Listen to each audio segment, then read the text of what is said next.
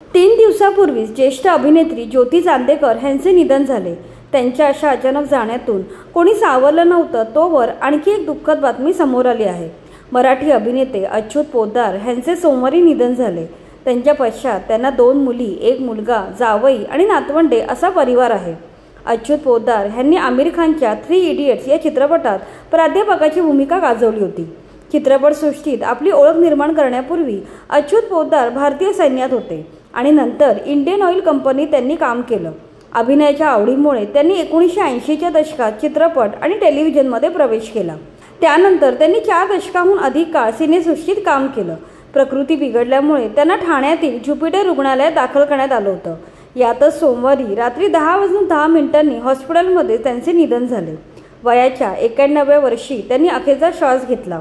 अच्युत पोद्दार यांनी हिंदी आणि मराठी चित्रपटसृष्टीत 125हून अधिक चित्रपटांमध्ये काम केलंय। आक्रोश, अर्धसत्य, तेजाब, परिंदा, दिलवाले, रंगीला, वास्तव, लगेरो मुन्नाभाई, परिणीता, दबंग 2, व्हेंटिलेटर आणि 3 इडियट्स अशा अनेक चित्रपटांमध्ये त्यांनी विविध भूमिका साकारल्या। 3 इडियट्स चित्रपटातील कहना क्या चाहते हो हा त्यांच्या तोंडचा डायलॉग खूप गाजला होता।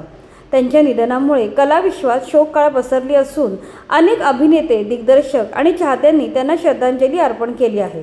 त्यांनी वागळे की दुनिया, माझा होशील ना, मिसेस तेंडुलकर आणि भारत की खोज यांसारख्या अनेक लोकप्रिय मालिकांमध्ये काम केलं होतं। त्यांच्या जाण्याने मराठी रंगभूमी, हिंदी सिनेसृष्टी आणि मालिकांच्या जगतातील एक अत्यंत प्रगल्भ, अनुभवी व लोकप्रिय कलाकार हरपला आहे।